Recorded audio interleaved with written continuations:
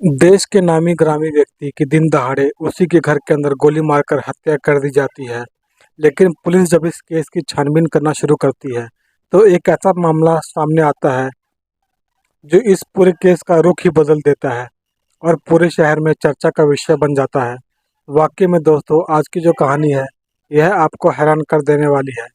नमस्कार, मैं कुलदीप आपको जो सच्ची घटना को सुनाने जा रहा हूँ। यह घटना है महाराष्ट्र प्रदेश की। महाराष्ट्र का एक शहर पड़ता है नागपुर, और इसी नागपुर का एक इलाका आता है राजनगर। बात कर रहा हूँ मैं 24 फरवरी 2024 की दोपहर के करीब 1 बजे के आसपास। दरअसल इस राजनगर के इलाके के लोगों को दो गोलियां चलने की आवाज़ सुनाई देती है। पड़ोसियों को जैसे ही गोली चलने की आवाज़ सुनाई देती है, अपने घर से बाहर निकलते हैं। तभी उसमें से एक व्यक्ति काफ़ी फुर्ती से निकलकर गली के बाहर निकल जाता है और आगे जाकर कहीं गुम हो जाता है। लेकिन पड़ोसियों को एक घर का दरवाज़ा खुलने की आवाज़ सुनाई देती है, इसलिए जो पड़ोसी होते हैं अपनी नज़र को दौड़ाते हैं और तभी एक घर का दरवाज़ा खुला दिखाई देता है। पड़ोसियों को थोड़ा सा शक महसूस होता है। उस घर के पास पहुंचकर जब वह अंदर को झांकने की कोशिश करते हैं तो अंदर का जो नज़ारा होता है देखकर सबके होश उड़ जाते हैं। दरअसल घर के अंदर कमरे में एक व्यक्ति की डेड बॉडी फर्श पर पड़ी हुई थी और फर्श पे काफ़ी सारा खून भी बिखरा हुआ था, जिसका नाम होता है विनय। विनय जिसकी उम्र होती है लगभग 50 साल के आसपास होती है।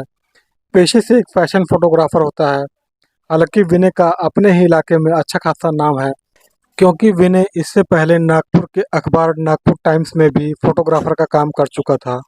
विनय कुछ साल पहले ही अखबार से अपनी नौकरी छोड़कर अपने घर पर ही फैशन फोटोग्राफर का काम शुरू कर देता है, जिसमें उभरती हुई मॉडल्स का पोर्टफोलियो के साथ साथ उन लड़कियों का भी फोटोग्राफी किया करता था जो फिल्मी दुनिया में काम करना चाहती थी। इधर इस बात की जानकारी जैसे ही पुलिस को मालूम चलती है, पुलिस तुरंत ही अपनी टीम के साथ घटनास्थल पर पहुंचती है और सबसे पहले विनय की डेड बॉडी को चेक करती है। तो मालूम चलता है कि जो विनय के गले पर दो गोलियां लगी हुई थी। पुलिस जब घटनास्थल का मुआयना करती है तो उसे देख करके साफ अंदाजा लगाया जाता है कि अपराधी विनय के साथ हाथापाई भी जरूर की होगी, क्योंकि घर के अंदर जितना भी सामान था सब बिखरा हुआ था। पुलिस सबसे पहले विनय की डेड बॉडी को अपने कब्जे में ले लेती है और उसे पोस्टमार्टम के लिए भेज दिया जाता है। फिर धारा 302 के तहत अज्ञात अपराधी के विरोध में मुकदमा दर्ज करती है और इस केस की छानबीन करना शुरू कर देती है। पुलिस इस केस की छानबीन करने के लिए सबसे पहले विनय के मोबाइल का कॉल डिटेल निकलवाती है और उसके लैपटॉप को चेक करती है। लेकिन पुलिस जब विनय के लैपटॉप को चेक करती है तो उस लैपटॉप में पुलिस को कुछ ऐसी चीज़ नज़र आती है जिसे देखने के बाद पुलिस भी सोच में पड़ जाती है कि दरअसल विनय के लैपटॉप में कई सारी लड़कियों की आपत्तिजनक फोटो होती है। फोटो के साथ साथ कुछ न्यूड वीडियो भी पड़ा हुआ होता है और कुछ वीडियोस में खुद विनय भी एक लड़की के साथ आपत्तिजनक स्थिति में दिखाई देता है। पुलिस जब इस केस का डिटेल बरामद करती है तो पुलिस अंदाज़ा लगाती है कि शायद इसी वजह से विनय की हत्या की गई है। लेकिन पुलिस जब विनय के इस कॉल डिटेल को चेक करती है तो मालूम चलता है कि घटना से ठीक थोड़ी देर पहले विनय ने एक ही नंबर पर 2 बारी बातचीत किया है। पुलिस जब उस नंबर का डिटेल निकलवाती है तो मालूम चलता है कि यह जो नंबर है किसी साक्षी ग्रोवर के नाम पर रजिस्टर्ड है। साक्षी जिसकी उम्र लगभग 35 साल के आसपास होती है, जो कि मनकापुर की रहने वाली होती है। पुलिस जब विनय के घर के दरवाजे पर लगी सीसीटीवी कैमरे को चेक करती है तो आखिरकार उस सीसीटीवी कैमरे में अपराधी दिखाई दे देता है, जो विनय की हत्या करने के बाद वहां से भागते हुए दिखाई देता है।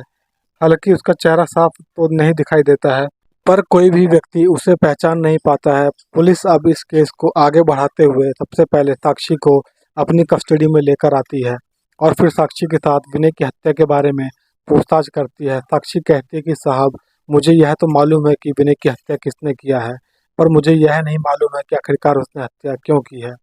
दरअसल इस कहानी की शुरुआत होती है घटना से लगभग ठीक 3 साल पहले, जब विनय और साक्षी एक स्विमिंग पूल में मुलाकात होती है। पहली मुलाकात में विनय और साक्षी दोनों एक दूसरे के दोस्त ही नहीं बन जाते, बल्कि एक दूसरे के इतने करीब भी आ जाते हैं। दरअसल विनय जो होता है ऑलरेडी शादीशुदा होता है, लेकिन कुछ साल पहले ही अपनी पत्नी से तलाक ले चुका था। इधर जो साक्षी थी वो भी शादीशुदा होने के बावजूद भी अपने पति से अलग रहती थी। इसलिए विनय और साक्षी के बीच में प्रेम प्रसंग शुरू हो जाता है। विनय और साक्षी के बीच में प्रेम प्रसंग शुरू होता है, उसके बाद से दोनों एक दूसरे से मुलाकात भी करते हैं। साक्षी अक्सर विनय से मुलाकात करने के लिए उसके घर पर ही जाया करती थी।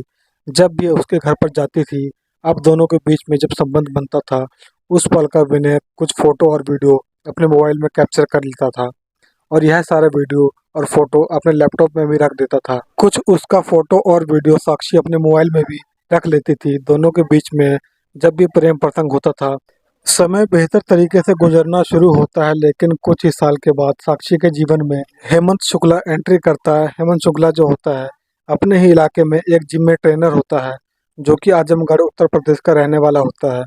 दरअसल हेमंत और साक्षी की जब मुलाकात होती है, हेमंत और साक्षी के बीच में प्रेम प्रसंग शुरू हो जाता है। हेमंत और साक्षी के बीच में जब प्रेम प्रसंग शुरू होता है, उसके बावजूद भी साक्षी विनय से मिलना जुलना बंद नहीं करती है। लेकिन जैसे ही कुछ महीने का समय गुजरता है, हेमंत को मालूम चल जाता है कि साक्षी और विनय के बीच में प्रेम प्रसंग चल रहा है, क्योंकि साक्षी के मोबाइल में हेमंत और विनय साक्षी का कुछ आपत्तिजनक फोटो और वीडियो देख लेता है। जैसे ही इस तरह का फोटो और वीडियो देखता है, देख करके वह काफ़ी गुस्से में आ जाता है। वह विनय को काफ़ी समझाने की कोशिश करता है, लेकिन इसके बावजूद भी विनय और साक्षी एक दूसरे से मुलाकात करना बंद नहीं करते हैं। जब इधर विनय हेमंत की बात को नहीं मानता है, हेमंत एक आइडिया क्रिएट करता है। दरअसल हेमंत साक्षी से वह जो आपत्तिजनक फोटो और वीडियो थे अपने पास ले लेता है और उसी फोटो और वीडियो को विनय को दिखाकर उसे ब्लैकमेल करना शुरू कर देता है, जिसे लेकर विनय भी मजबूर हो जाता है। हेमंत जब विनय से पैसे की डिमांड करता है, विनय हेमंत को पैसे भी दे देता है, लेकिन हेमंत जब बार बार विनय को पैसे की डिमांड करने लगता है, इसी वजह से विनय काफ़ी परेशान हो जाता है और आखिरकार एक दिन थाने में जाकर हेमंत के खिलाफ मुकदमा दर्ज कर देता है। जैसे ही कंप्लेंट दर्ज हो जाती है, अब विनय को परेशान करना छोड़ देता है, लेकिन अपने गुस्से से बाहर नहीं निकल पाता है। इसलिए अब हेमंत विनय को इस दुनिया से हटाने को तय कर लेता है। 24 फरवरी 2024 को हेमंत साक्षी से कहता है कि मुझे बस एक बार विनय से मिलवा दो। एक बार अगर मैं उससे मिल लिया, सारा मामला सेटल कर दूंगा।